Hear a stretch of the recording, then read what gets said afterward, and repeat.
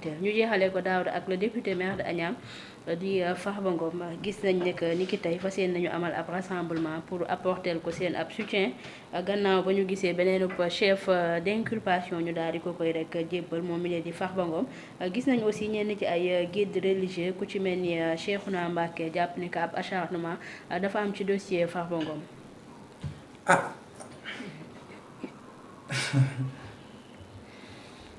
C'est facile nit mën nga ko soutenir. oui. mën na nekk prison nga soutenir ko loolu yow la.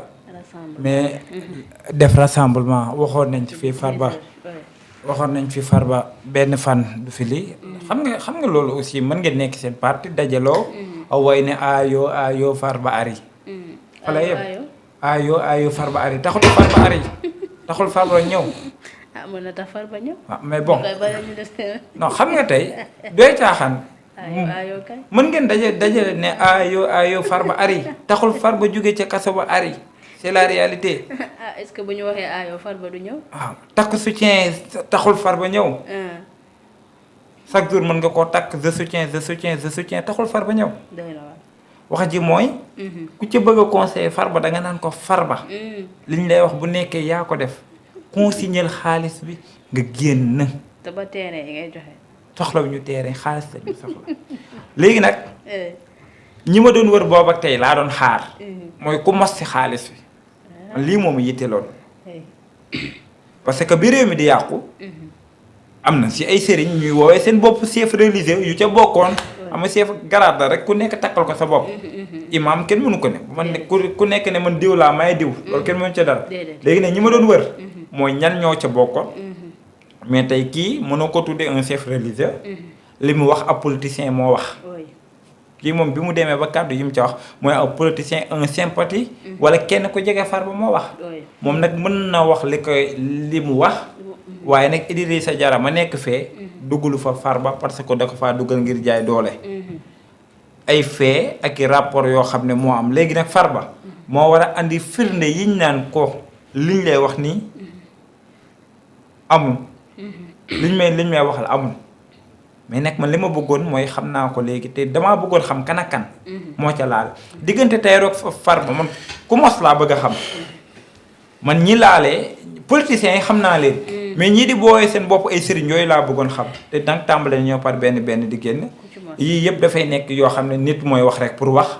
waaye li wóor ba wóor mooy ku ca bëgg a Farba. danga naan ko Farba lañ lay waxal am na amul. bu nekkee amul ngeen andi firnde yi nga xam ne moo koy wane. bu nekkee ne am na. waaja soxlawul suuf terrain. ndaxte terrain yi nee nañ ñun ñoo ko moom. li ñu soxla mooy koppar bi ana xaalis bi. bu nekkee yaa ko yor. nga andi ko loolu mooy wax ji. koppar gi neexut a génnee nag. léegi nag imam ba da doon xutba muy leer ñu jékki-jékki ñu ne ko lu tax wax ji leeratul mu ne dafa log. ab sëriñ nit bu logee wax ji mënul leer waxu politicien rek la. mu ne daa am lu ma log. daa am lu ma log sëñ ba nag daa log moo tax sëñ bi def bi mu logee wax ji leerul moo tax mu wax ay wax jaay doole la. wax dëgg yàlla waaw. c'est clair voilà mi ngi noonu ci ñu jeexalee ko ak ñenn ci ay partisans ak i sympathisants wu Farba Ngom ñoom daal jàpp nañ ne que acharnement la rawatina googee guide religieux tey dañu amal ab rassemblement bu mag bu 16h jotee ci seenub siège. waaw c'est vraiment seen droit la ci ñëpp ku fi am problème sa mbokk yi dinañ la taxaw sa xarit yi dinañ la taxaw. loolu moom vraiment c'est un droit absolu bu ñu mën a nangul ku nekk. loolu vraiment kenn du ci wax. donc di leen souhaiter bonne chance rek. alors si ñi nga xamante ne noonu dafa am bon xam nga man dafa yenn question yi damay leen considérer ay détails quoi. damay dégg gars yi naan ku liggéeyul ci fonction publique nan lañ la mën a toppee détournement. Sénégal bëri nañ caa xam. mosul jël fonction lu tax ñu naan mais loolu dañ lay détourner dañ lay toppee détournement bien sûr. bien sûr waay. xala sëñ boobu si boppam nekkul si nguur. waaye nañ ko jox xaalis bu mu warul jël Fatima bàyyi ma wax la. oui. article 152 moom. du code pénal la mooy wax mbirum. détournement. des soustractions et des escroqueries portant sur les deniers publics ñaari nit ñoo am. particulier ak agent public. particulier mooy koo xam liggéeyul ci administration. léegi lu tax nga ne léegi kon nan la ñu mën a toppee ku liggéeyul ci administration détournement de deniers publics. et pare particulier bi dañ ko ne yow. sa daan sa moo gën a oyof daanu kuy liggéey ci administration bu dee dañ koy toppee détournement. ñu ne toute personne qui aura détourné ou soustrait ou tenté de détourner ou de soustraire des biens. D'accord? Des effets en tenant lieu des pièces titres de paiement, valeurs mobilières, actes concernant ou opérant obligation ou décharge, effets mobiliers, denrées, œuvres d'art, objets quelconques ou au préjudice de l'État, d'une collectivité publique, d'un établissement public, d'une société nationale, d'une société d'économie mixte soumise de plein droit au contrôle de l'État, d'une personne morale de droit privé bénéficiant du concours financier de la puissance publique, d'un ordre professionnel, d'un organisme privé chargé de l'exécution d'un service public, d'une association ou bien d'une fondation reconnue d'utilité publique, sera puni 2 points. S'il s'agit d'un simple particulier. yaa ngi dégg bu dee li ma la wax nii. nee na bu dee ku ko def simple particulier la. d'accord il sera puni d'un emprisonnement de 5 ans 2 ans à 5 ans. maanaam kan ak kan. mooy ki nga xamante ni d'abord moom di liggéeyul ci administration. bokkul ci benn état. maanaam bu doon commerçant yi par exemple supposons.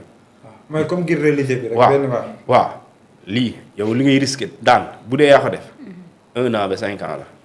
léegi ñu ne s'il s'agit deuxième tiré bi s'il s'agit d'un agent civil ou militaire de l'État ou d'une collectivité publique, qu'il soit non ou comptable public, d'une personne revêtue d'un mandat public, d'un dépositaire public ou d'un officier public, d'un ministériel ou d'un dirigeant, d'un agent de toute nature des établissements publics, des sociétés d'économie mixtes soumises de plein droit au contrôle de l'État, des personnes morales de droit privé bénéficiant du concours financier de la puissance publique, des ordres professionnels, des organismes privés chargés de l'exécution d'un service public, des associations ou fondations reconnues d'utilité publique d'un emprisonnement de 5 à 10 ans.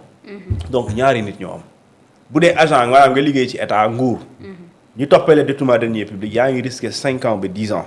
bu dee simple maanaam particulier nga yow doo liggéeyoo fa. su dee dañ la koy toppee maanaam c'est 1 an ba 5 ans kon kay vraiment tous les Sénégalais peuvent être poursuivis pour détournement de deniers publics tous les Sénégalais sans exception. nga liggéey ci état wala bañ ci liggéey. waaw léegi nag bu dee liggéeyoo ci état da nga koy liggéey foofu yaa wuute bi mooy ni ñu lay daan bokkul. kii 1 an la risqué.